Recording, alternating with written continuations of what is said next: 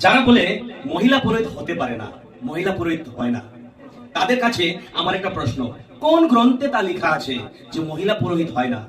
বৈদিক যুগে গার্গী, মৈত্রী, লোপামুদ্রা ঋষিরা অনেক জ্ঞান চর্চা করেছেন, তার প্রমাণ পাওয়া যায়। এবং তাদের রচিত মন্ত্র, শ্লোক ঋগ্বেদে স্থান পেয়েছে। শ্রীমদ্ ভাগবত গীতায় শ্রীকৃষ্ণ বলেছেন, নারী পুরুষ নির্বিশেষে সকলেই ভগবানের শ্রীচরণে এসে পরম গতি লাভ করতে পারে। অতএব যোগ্যতা, জ্ঞান অর্জনই ও আচরণেই মুখ্য, লিঙ্গ নয়। যদি এর বিপরীত দাবি করা হয় তবে তার শাস্ত্রীয় প্রমাণ দিতে হবে। তাই এই ভিডিওটি দেখে নিজের চোখটা খুলুন। পুষ্টিবর্ধনম উর্বারুকমিব বন্ধনান মৃত্যুর্মুক্ষীমমার্মিতা।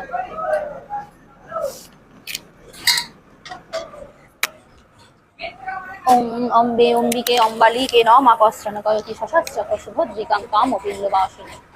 ওম অম্বে অম্বিকে অম্বালিকে নমাকস্রণকয়তি সশস্ত্রক সুভদ্রিকাং কামপিল্লবাসিনী। শাস্ত্রের দিকে নজর দিন, নিজেকে সনাতনী বলে দাবি করুন। আশা করি বোঝা গেল। হরে কৃষ্ণ।